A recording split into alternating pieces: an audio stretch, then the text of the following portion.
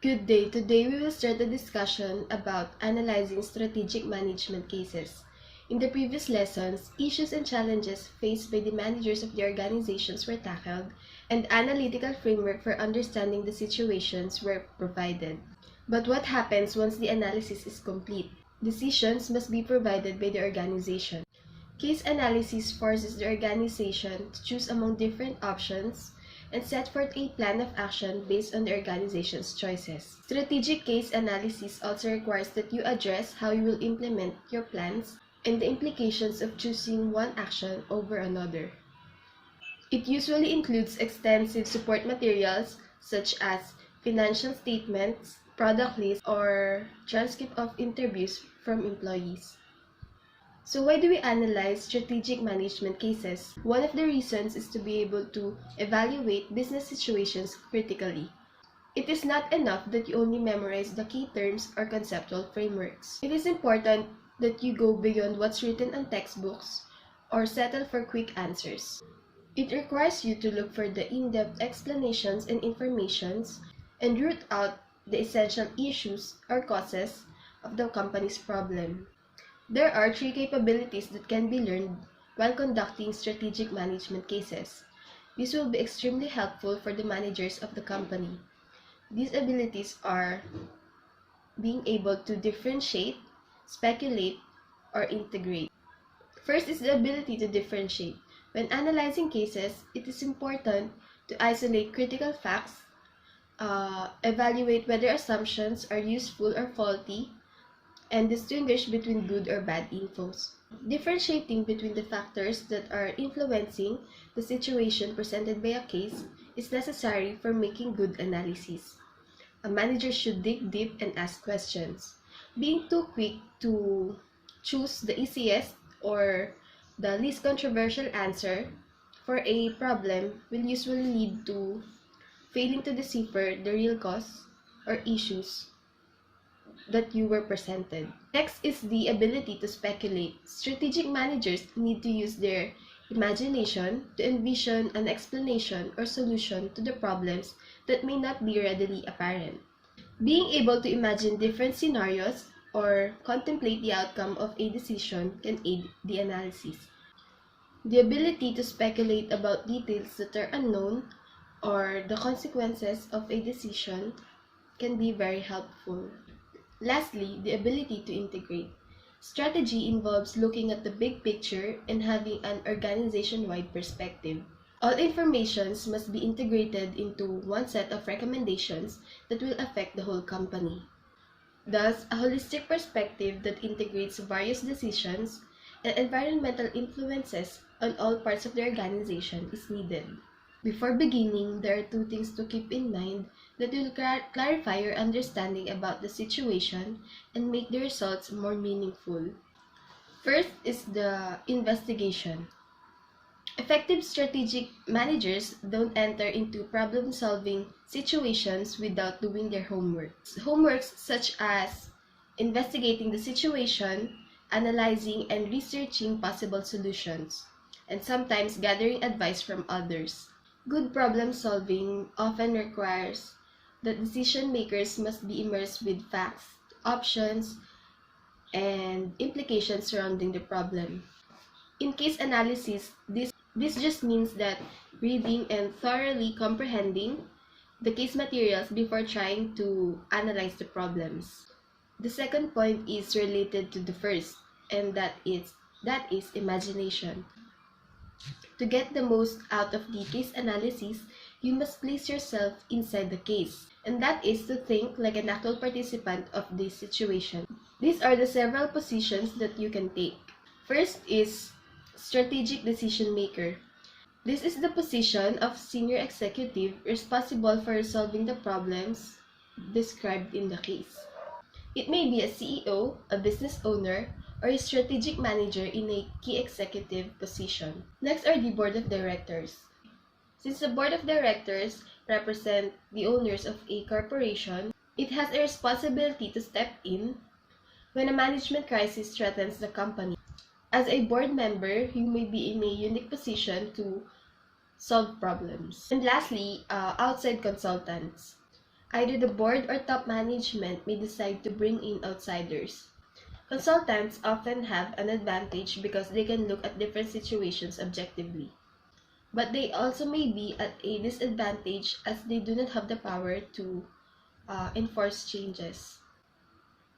Before beginning the analysis, it may be helpful to envision yourself assuming one of these roles. Then, as you study and analyze the case materials, you can make a diagnosis and recommend solutions in a way that is consistent with your I am assumed Monitor role. Repa from Group 4 and I am here to report some steps on how to conduct a case analysis. Before conducting a case analysis, it is important to become familiar with the material. Hidden cases often include a lot of material. These materials may be complex. It may include detailed financials or long passages. Sometimes the key information is not immediately apparent, or in other cases, the important points may be difficult to grasp because the subject matter is so unfamiliar. For these reasons, it is important to become familiar with the material and its content to be able to understand the case and its implications. In this part, we will discuss the techniques to enhance our comprehension when dealing or approaching a strategic case. First is to read quickly through the case one time to get an overall sense of the material. Then use the initial read-through to assess possible links to strategic concepts. In this step, you should be able to identify a part of the content that may have a possible connection to a strategic concept. Next step is to read through the case again in depth and to make sure that you write notes as you read. This is as to not leave any important information from the material. Next step is to evaluate how strategic concepts might inform key decisions or suggest alternative solutions. In here, you will be able to formulate an initial recommendation, and after that, you should jump through the case again quickly to help assess the consequences of the actions you propose. After becoming familiar with the material, it is now time to identify the problem. We have learned that one of the main reasons to conduct case analysis is to find solutions. But you cannot find solution unless you know the problem. Identifying the problem is one of the important tasks in conducting a case analysis. As one saying goes, a good diagnosis is half the cure. In other words, once you have determined what the problem is, you are well on your way to identifying a reasonable solution. In identifying the problem, it is important to take note of the following. First is that there can be more than one problem. Second is you should avoid getting hung up on symptoms. Third is knowing the importance of articulating the problem. Fourth is knowing that some problems may arise in the analysis. Some cases have more than one problem, but the problems are usually related, as we can see in this hypothetical example. Company A was losing customers to a new competitor. Upon analysis, it was determined that the competitor had a 50% faster delivery time even though its product was of lower quality. The managers of Company A could not understand why customers would settle for an inferior product. It turns out that no one was marketing to Company A customer that its product was superior. A second problem was that falling sales resulted in cuts in Company A's sales force. Here we can see the two related problems is the inferior delivery technology and insufficient sales effort. Second important thing to take note when identifying the problem is to avoid getting hung up on the symptoms. You should be able to immediately zero in on the problem and to try to see beyond the immediate symptoms to the more fundamental problems. For example, in the Company A example, the symptom was losing customer. But the real problems were an underfunded, understaffed sales force combined with an outdated delivery technology. One can be hung up on the symptom that the company is losing customer and may not be able to identify the underlying problems that is present in the case. When you get hung up on the symptoms, you are actually overlooking the problem, and so you are only able to eliminate the symptoms but not provide a solution to the problem. Another thing to remember when preparing a case analysis is to articulate the problem. Writing down a problem statement gives you a reference point to turn to as you proceed through the case analysis. This is important because the process of formulating strategies or evaluating implementation methods may lead you away from the initial problem, and so having that reference point that you can go back to anytime will help you not go astray from your real problem. You should also make sure that your recommendation actually addresses the problem you have identified. The last thing that you need to remember in identifying the problems is that sometimes the problems are not apparent until after you do the analysis. In some cases, the problem will be presented plainly, perhaps in the opening paragraph or on the last page of the case. But in other cases, the problem does not emerge until after the issues in the case have been analyzed. After you have identified the problem, you can now proceed to conducting the strategic analysis. The first step is to determine what strategic issues are associated with the problems you have identified. It is important to remember that most real-life case situations involve issues that are highly interrelated, that even in cases where there is only one major problem, the strategic processes required to solve it may involve several parts of the organization. Once you have identified the issues that applies to the case, you can now conduct the analysis. In conducting the analysis, it is important to identify and evaluate the data relevant to the company's strategies, define the internal and external environment to be analyzed, and use several analytic methods that will best address the problem.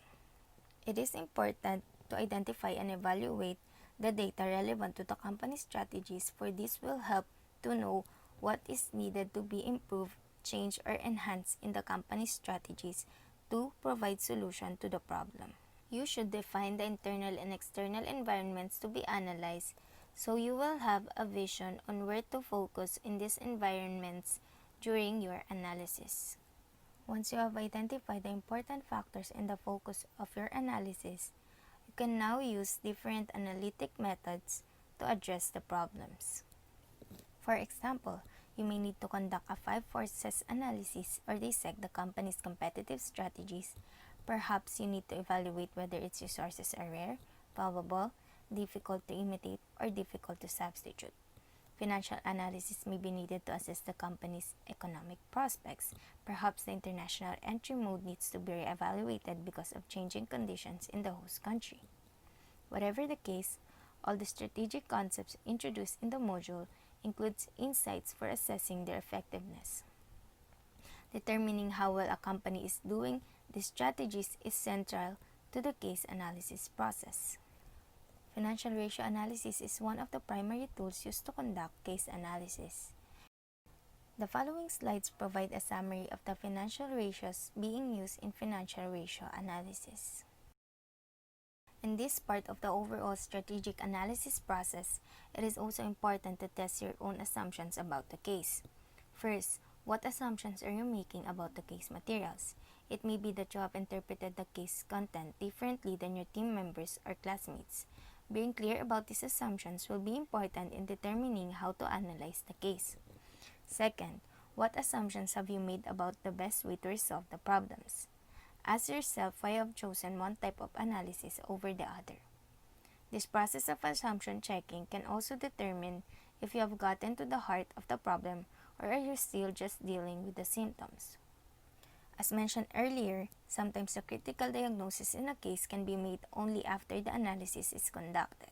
However, by the end of this stage in the process, you should know the problems and have completed a thorough analysis of them. Good day. I am Renz Brian Rovira of Group 4, and I will be tackling the topic of proposing alternative solutions. So, what is an alternative solution? It is an alternative plan or offer that is different from the one you already have and can be done or used instead. Long story short, this is your plan B. This is your backup plan. And it is very important to have a backup plan that will be able to cover up for your primary plan that may not work when you will be doing it. So there are 6 considerations that you will have to tackle when making an alternative plan. So the first one is, can the company afford it? You will have to assess whether the company has enough resources in order to make this plan come to fruition. The second one is the solution likely to evoke a competitive response.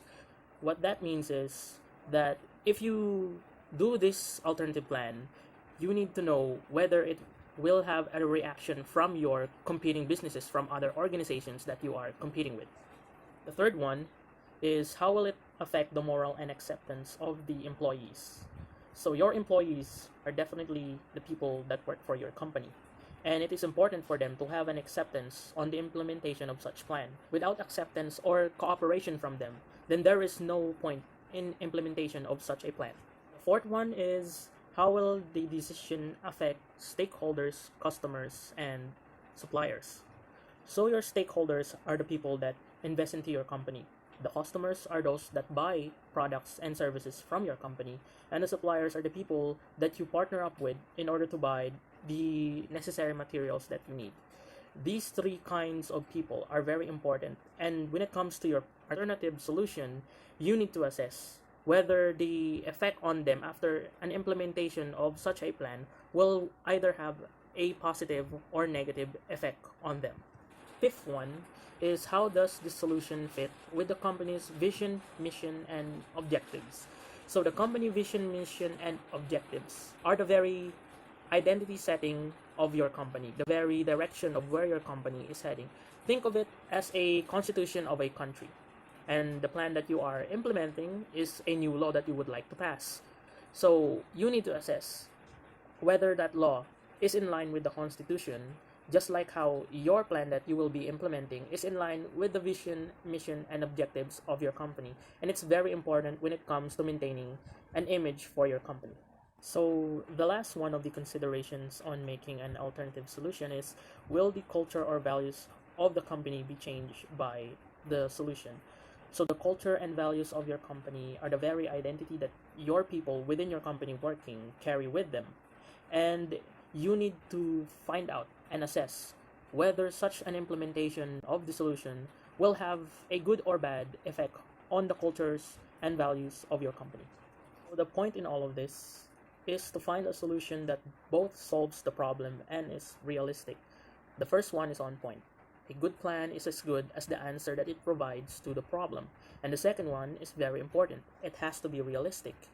When making a plan and implementing it, it has to be realistic. When it is put into practice, it has to be something that is not imaginary or something that cannot be done by the company. It has to be achievable. Consideration of the implications of various alternative solutions will generally lead you to a final recommendation. So when it comes to making an alternative solution, you need to consider all the implications, all the changes, positive and negative, that it will bring once it will be implemented. So the next topic that I will be discussing is making recommendations. So what is a recommendation? It is a suggestion or proposal as to the best course of action that is put forward by an entity. So it is a proposal in a very practical aspect. It is basically the step-by-step plan that you will put forward into a committee, and they will assess whether it will solve the problem that the company is tackling. So there are 5 pointers when making a recommendation. So the first one, it must explain why it is the best course of action.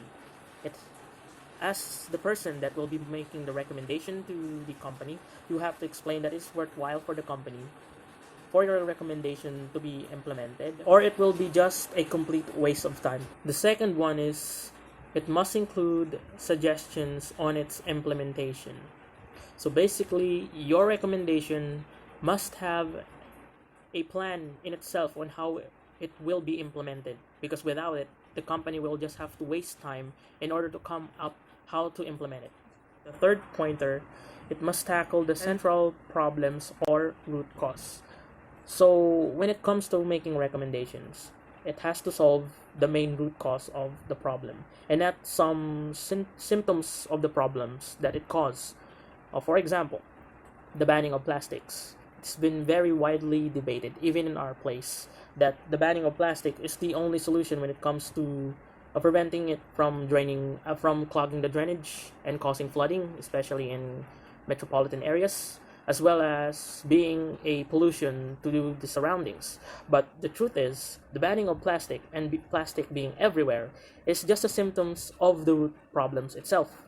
The root problem is not plastic. The root problem are the people that throw plastic. When making a recommendation, you need to solve the root cause of the problem. You need to tackle the people that are throwing plastic. They are the real root cause of the problem. Fourth pointer is it must include the next steps the company should take that is detailed. Note detailed. It has to have detailed step by step.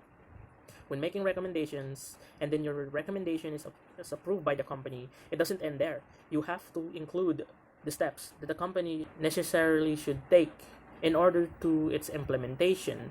And in doing that will lead you to your desired result. So the last pointer is a thorough analysis does not miss any important details. So when making your recommendations, you make a thorough analysis of the problem and your solution. Any miss important detail is a given chance that your recommendation will somehow fail the company once it is implemented in the near future.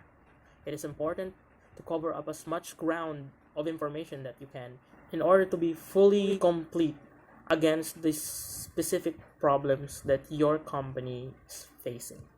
And with that being said, that's all the time that I have, and those are all of my topics. I hope that people who are watching this have learned something somehow, at least this one. And that's all I have for you today. Thank you. So what's up guys? Since we have already learned how to conduct a case analysis, now I will discuss on how we can make the most out of a case analysis.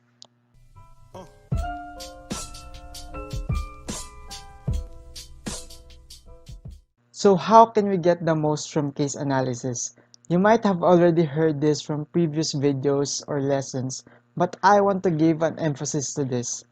Case analysis should not be limited on what is written in textbooks. That is also true with the study of strategy. Why? Because strategic management is a highly integrative task. It requires many specializations at several levels, from an individual to a whole society. So basically, to get the most from case analysis, you need to expand your horizons beyond the concept of text and get insights from your own reservoir of knowledge. So here are some tips. There are 10 actually. So here are the skills and disciplines that you need to have. I will discuss them one by one so that we can relate them to case analysis. Tip number 1, keep an open mind. You should always hear out the opinions of your colleagues, instructors, or whatsoever. Then you could evaluate what they say, evaluate it logically, then you can make an unbiased decisions. It is important to not let your emotions affect your decisions for it to be unbiased. So you may agree with it, disagree with it, or consider it as faulty. It's up to you really, as long as you kept an open mind. But without having an open mind, it's like disregarding the contribution of other people. Take note that people tend to give a higher value for the opinion of those people that they consider as good listeners. The second tip is to take a stand for what you believe in. Although it is important to keep an open mind, it is also important to state your views proactively. Don't figure out what your colleagues or instructors wants to hear. Analyze the case from your own perspective and belief system. For example, if you think that the decision is unethical or the managers might misinterpret some facts, then don't be afraid to assert them in the discussion. For one thing, a person that takes a strong stand often encourages others to evaluate issues more closely. This may lead to a more thorough investigation and a more meaningful class discussion. The third tip is to draw on your personal experience. You might have experience in work or as a customer regarding the issues of the case, either of which it will be very helpful to add information from outside experiences. Like what I've said, case analysis should not be limited to the analytical tools that are written in textbooks. But don't think that your viewpoints are the only thing that matters. Simply recognize that first-hand experience usually represents a welcome contribution to the overall quality of case discussions. The fourth tip is to participate and persuade. Let's say you're already participating. You have your opinions, your suggestions, but your colleagues and instructors might not be convinced in what you're saying. So what will you do? You will persuade them. Basically, people who are persuasive and speak their mind can often influence the views of others. But to do so, you have to be prepared and convincing. Being persuasive is more than being loud or long-winded. It involves understanding all sides of an argument and being able to overcome objections to your own point of view. These efforts can make a case discussion more lively, and they parallel what happens in the real world. In business, people frequently share their opinions and attempt to persuade others to see things their way. Tip number 5 is about being concise and to the point. Before I have told you to speak up, but now I want you to focus on making your arguments specific and direct. Don't waste your time and effort saying unnecessary information. Don't take a lot of airtime and don't repeat yourselves unnecessarily. The best way to avoid this is to stay focused and be specific. Einstein said that imagination is more important than knowledge. In our tip number 6, I encourage you to think outside the box. This is because managing strategically requires more than just memorizing principles and concepts. In strategic management, there are different cases which needs different applications. Imagination and out-of-the-box thinking help to apply strategic knowledge in novel and unique ways. In the seventh tip, we need to learn the insight of others. In case analysis, it is important to have a second opinion, third opinion, and so forth. Various opinions can also give us various choices, which will help us have different perspectives from different persons. Sometimes, higher authority might have a lesser opinion than those in the middle or in the lower authority. Since we have already learned insights from others, let us now apply insights from other case analysis. Number 8. Throughout the previous videos on topics, we have seen examples of actual businesses and illustrations of strategy concepts. It has shown us how firms think about and deal with business problems. Once we have performed a few case analysis, you will see how the concepts from the previous topics apply in real-life business situations. We should incorporate the insights learned from those texts, those examples from the past lessons, and also from your own previous case discussions. You can use those case discussions for the new cases that you analyze. Tip number 9, critically analyze your own performance. In an organization, it is important to receive evaluations from others, and it is also important to evaluate yourself. Always ask yourself, am I being effective? Were my comments insightful? Did I make a good contribution? How might I improve next time? You grade yourself, especially if you're a CEO. When your employees don't evaluate you, you should always evaluate yourself. This kind of discipline will surely help in your improvement and also in the improvement of your case analysis, since when you evaluate your case analysis, you will see what is wrong and you will see what needs improvement. Last but not the least, tip number 10, conduct outside research. Enhance your understanding of a case situation by investigating sources outside the case materials. For example, if you want to learn more closely upon an industry or a company, you can look at informations such as their mergers and acquisitions. They might have new product releases that is supposedly reported by business press. You can also read their annual financial reports, but be wary that you should always ask your instructors first, for this might conflict your learning objectives. So those are all the tips. Several of these tips only apply for case discussions, just like in a classroom setting. But what I like about these tips, that if you think outside of case analysis, it can also be applicable in your life. That's why I call it the discipline, because you need to master these mindsets, these skills, in order to improve yourselves. That's all. Useful decision-making techniques in case analysis. The demands on today's business leaders require them to perform a wide variety of functions. The success of their organizations often depends on how they as individuals and as part of groups meet the challenges and deliver on promises. In this section, we address three different techniques that can help managers make better decisions and, in turn, enable their organizations to achieve higher performance. First, we discuss integrative thinking, a technique that helps managers make better decisions through the resolution of competing demands on resources, multiple contingency, and diverse opportunities. Second, we address the concept of asking heretical questions. These are questions that can challenge conventional wisdom and may even seem odd or unusual, but they can often lead to valuable innovations. The third one will be discussed by the next reporter. Integrative thinking. How does a leader make good strategic decisions in the face of multiple contingencies and diverse opportunities? A study by Roger L. Martin reveals that executives who have a capability known as integrative thinking are among the most effective leaders. In his book, The Opposable Mind, Martin contends that people who can consider two conflicting ideas simultaneously without dismissing one of the ideas or becoming discouraged about reconciling them often make the best problem solvers because of their ability to creatively synthesize the opposing thoughts.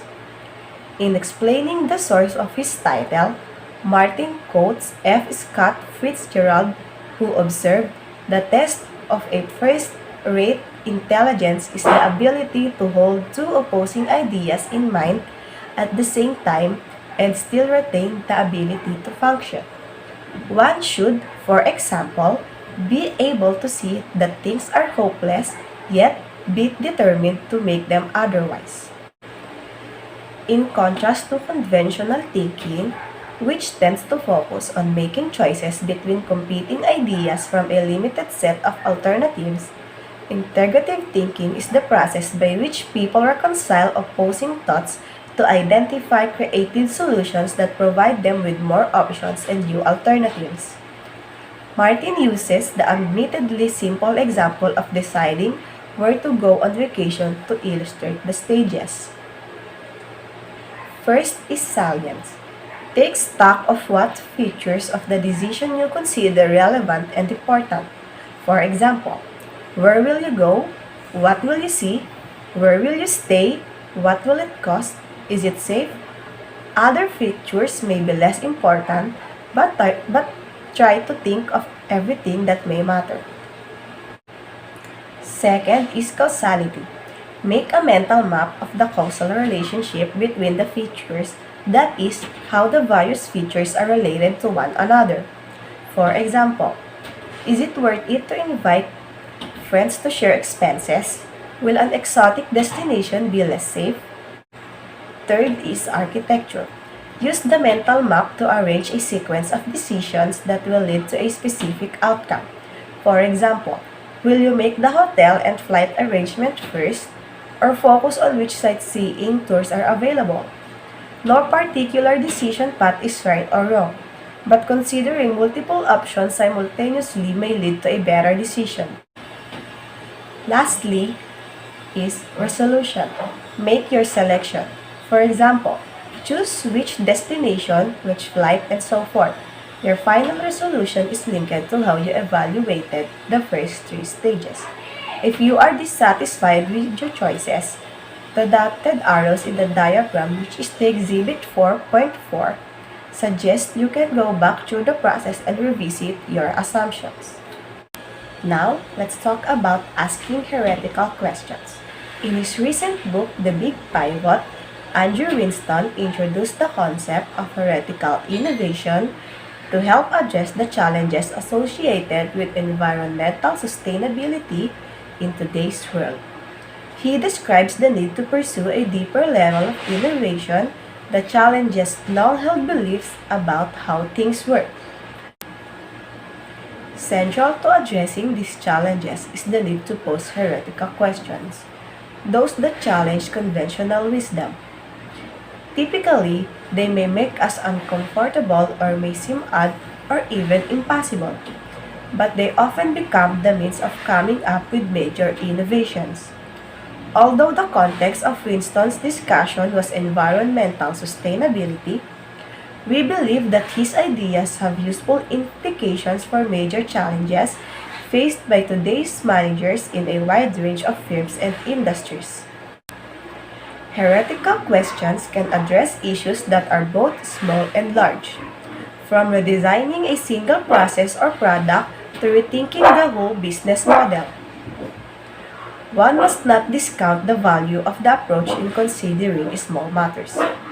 After all, the vast majority of people in a company don't have the mandate to think strategy. However, anyone in an organization can ask disruptive questions that profoundly change one aspect of a business. What makes this heretical is how deeply it challenges the conventional wisdom. Conflict inducing technique. That is my report. But first, we will tackle the word conflict. In any situation where we go, in school, in our house, or even in the business, we have if you have, we solve cases and problems in such situations. And even conflict may sound so negatively, it may help us to have a more understanding in the problem or cases we are solving. As of that, conflict inducing technique was made for us to balance conflict to help us solve the problems that we are solving. So first, I will state the first term that is important in my report, which is groupthink. Groupthink is a term coined by Irving Janis, which groupthink is a condition where there is like an absolute cooperation of members. There's no conflict in that sense, which there is what can I say? Decision making is impaired. Yeah, and there is no debate and such, and every member agrees on what they stated first. No conflict at all. There are 7 symptoms in my presentation, which can be stated simpler as that in the group think, all members agrees in what uh what is the first idea that comes up. They're scared to argue, and they think that they're scared to speak up because they did not want to have conflict in their own group. And as of that, it may seem less stress, and as of that, their discussion were can be finished quickly. Yeah. As of how to prevent it, Janice has provided several suggestions, which is that the leader must encourage their members, and the another the another suggestion that I recall is that they must hire an expert to ask advice for them to grow more than what they used to be, than in a group think which they just agrees on what is the first idea that comes up. There is also this encourage members to discuss their deliberations. It is important to hear what your members' opinion and suggestions to have more discussion to have more a clear and more understanding in your proposed answer or solution in is it in a problem that you were solving. And also after the meeting, it is very important that they have a second chance to say what they think on the first meeting, to have what ah, to indicate what their doubt, and to speak what they think of what the alternatives they think to have a solution in that certain problem and such. And that that's what I think how to prevent the cons of groupthink.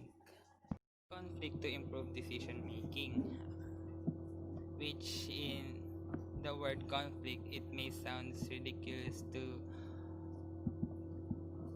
use it to improve decision making. With conflict may conflict can arise anger, hatred, ill will, and tension, which is uh, very disadvantageous to a group. So how can it will be useful? It may raise ideas and more clear statements that may indicate that that solution had a negative side and such. It, it conflict is helpful, but it is very important to ensure that it is important to ensure if it is managed properly to be helpful in a group. The two conflict inducing decision making approaches is the devil's advocacy and inquiries na dialectical inquiry. In devil's advocacy, there will be someone who will act as a critic to the plan. He will try to come up with he will try to come up a problem that will may arise in the plan that is suggested. He will also act as one that brings criticism that might otherwise not be made, because others will just agree to the plan that was proposed. The main purpose of diverse advocacy is that the members must take a hard look at its original proposal or alternative for them to have a more concrete plan than what they first proposed. While in dialectical inquiry is much more complicated than devil's advocacy, due that dialectical inquiry had more constructive manner. It is a technique whereby a problem is approached from two alternative points of view, a thesis and antithesis, which a creative synthesis will occur. One of the challenges of case analysis is to identify the most critical points and sort through materials that may seem unimportant or uncertain. The last topic of our report is about how to avoid going through these challenges. I am Rio Velez, and I am here to present the first part of the Analysis Decision Action Cycle. Analysis Decision Action Cycle is a framework that is usually used in case analysis and decision making in an organization. As the name suggests, the cycle starts with analyzing the case in terms of the business environment and current events. To make such an analysis, we need to look for the background of the case. We will tackle more about this in the next slides. Next, based on that analysis, decision must be made. There are many possible decisions depending on the case situation, such as formulating a strategy, choosing between difficult options, moving forward aggressively, or retreating from bad situation. Finally, action is required. Once decisions are made and plans are set, the action begins. To understand the cycle more, let's break it down into small steps. The first step is analyzing organizational goals and objectives. The vision, mission, and objectives of a company is the key to keep the organization members focused on their purpose and goals. They also influence how an organization deploys its resources, relates to its stakeholders, and matches its short-term objectives with its long-term goals. The goals may even impact how a company formulates and implements their strategies. When exploring issues of goals and objectives, you might ask, how can the management realign its vision, mission, and objectives in developing short-term objectives that may be inconsistent to its long-term goals? You may also ask if the company considers its stakeholders equally in decision-making, or if there are issues or conflicts with their existing policies, and if there is a need to fix it if they are facing new situations. The next step is to analyze the external environment. There are two components of business environment: the general environment, which consists of demographic, sociocultural, political or legal, technological, economic, and global conditions. The second component is the competitive environment, which includes rivals, suppliers, customers, and other factors that may directly affect a company's success. It is important for strategic managers to monitor the environment to identify opportunities and threats that may have an impact on their performance. Here are some questions that you might ask when investigating external environment. Does the company follow trends and events in the general environment? Is the company effectively scanning and monitoring the competitive environment? And has the company correctly analyzed the impact of the competitive forces in its industry on profitability?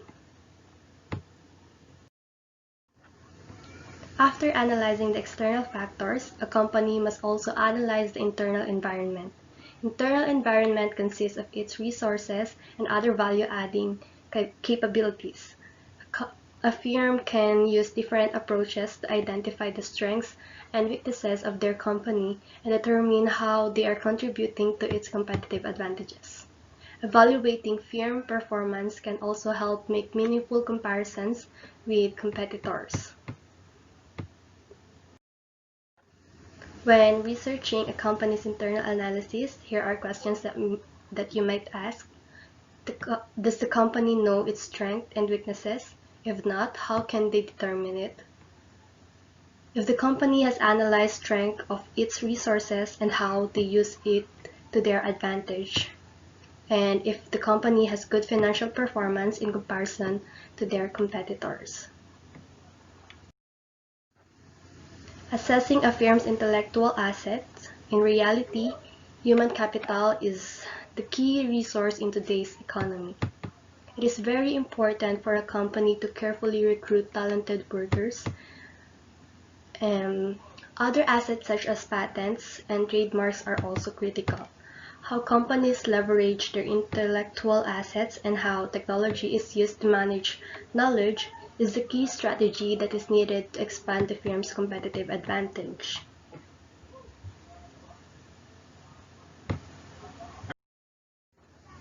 When analyzing a firm's intellectual assets, here are questions that you might ask. Does the capital have underutilized human capital? How can it use its social capital to their advantage?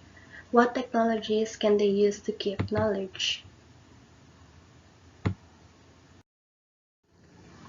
Now that we are done with the analyzing steps, let's discuss the steps to consider in decision making, starting from formulating business level strategies. Firms use the competitive strategies of differentiation, focus, and overall cost leadership as a basis for overcoming competitive forces and developing sustainable competitive advantages. Additionally, industry's life cycle is an important factor that may affect the company's choice of business-level strategies.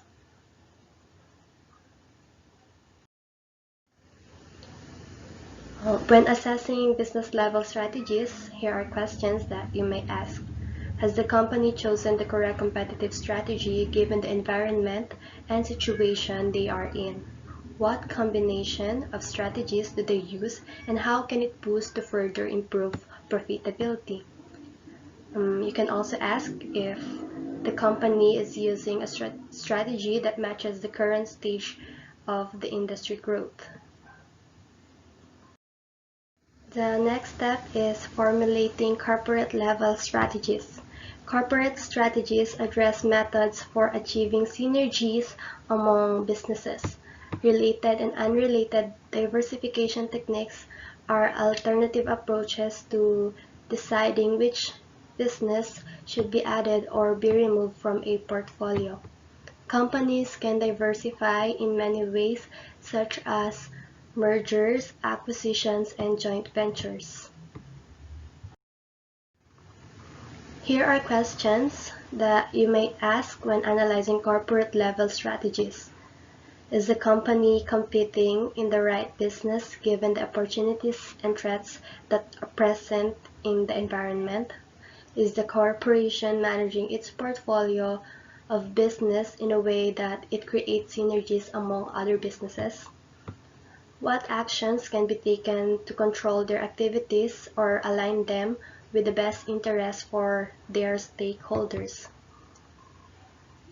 The second half of this topic will be discussed by the next reporter. Thank you for. Good day everyone, I'm General Newmul and I will continue discussing the analysis decision action cycle in case analysis. Foreign markets provide both opportunities and potential dangers for companies that want to expand globally. Thus, managers face many opportunities and risks when they diversify abroad. To decide which entry strategy is most appropriate, companies have to evaluate the trade-offs between two factors that firms face when entering foreign markets. These are the cost reduction and local adaptation. In achieving competitive advantage in global market, firms will typically choose one of the following strategies. First is international, second global, third multi-domestic, and lastly is transnational strategy. When evaluating international level strategies, you might ask the following. Is the company's entry into an international marketplace threatened by the actions of local competitors? If so, how can cultural differences be minimized to give the firm a better chance of succeeding? Has the company made appropriate choices between cost reduction and local adaptation to foreign markets? If not, how can it adjust its strategy to achieve competitive advantages? Can the company improve its effectiveness by embracing one international strategy over another? If so, how should it choose between a global, multi-domestic, or transnational strategy? So next is formulating entrepreneurial strategies. Entrepreneurship refers to new value creation. For an entrepreneurial venture to create new value, three factors must be present. First is the entrepreneurial opportunity. Second is resources to pursue the opportunity. Third is an entrepreneur or team willing and able to undertake the opportunity. The entrepreneurial strategy that an organization uses will depend on these three factors. When examining the role of strategic thinking on the success of entrepreneurial ventures and the role of competitive dynamics, you might ask the following. Is the company engaged in an ongoing process of opportunity recognition? If not, how can it enhance its ability to recognize opportunities? Do the entrepreneurs who are launching new ventures have vision, dedication, and drive and commitment to excellence? If so, how have these affected the performance and dedication of other employees involved in the venture?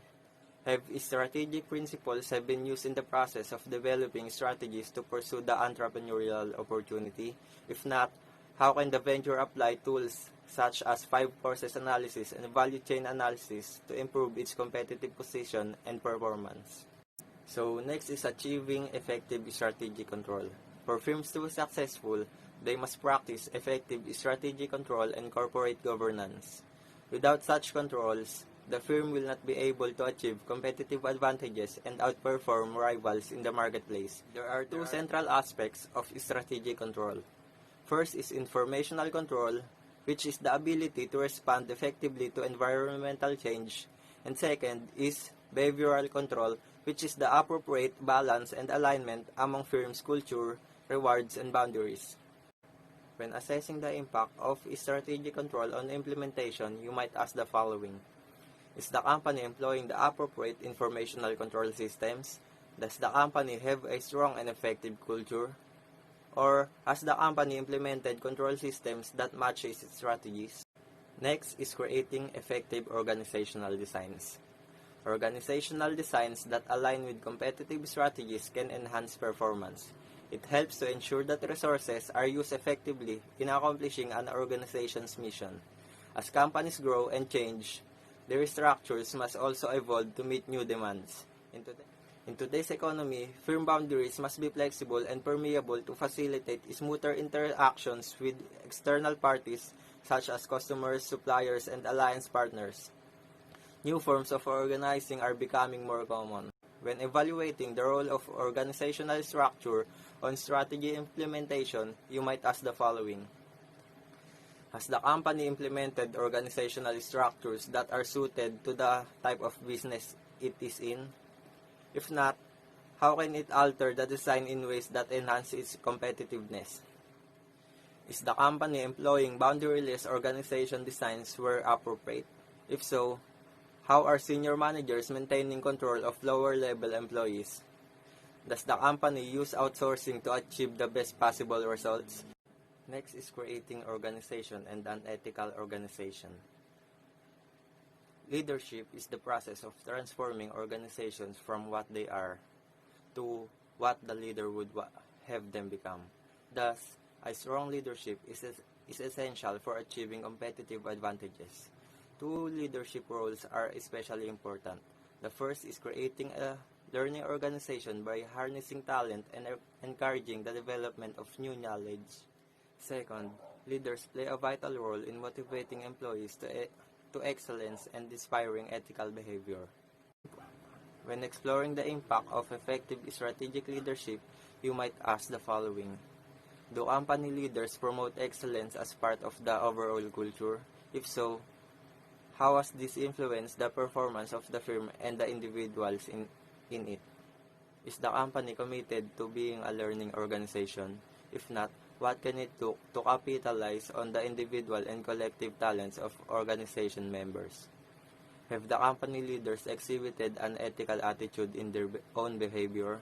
If not, how has their behavior influenced the actions of other employees? And the last is fostering corporate entrepreneurship. Many firms continually seek new growth opportunities and avenues for strategic renewal. Corporate entrepreneurship has two primary aims: the pursuit of new venture opportunities and the strategic renewal. When investigating the impact of entrepreneurship on strategic effectiveness, you might ask the following. Has the company resolved dilemmas associated with managing innovation? If so, is it effectively defining and pacing its innovation efforts? Has the company developed autonomous work units that have the freedom to bring forth new product ideas? If so, has it used product champions to implement new venture initiatives? Does the company have an entrepreneurial orientation? If not, what can it do to encourage entrepreneurial attitudes in the strategic behavior of its organizational members?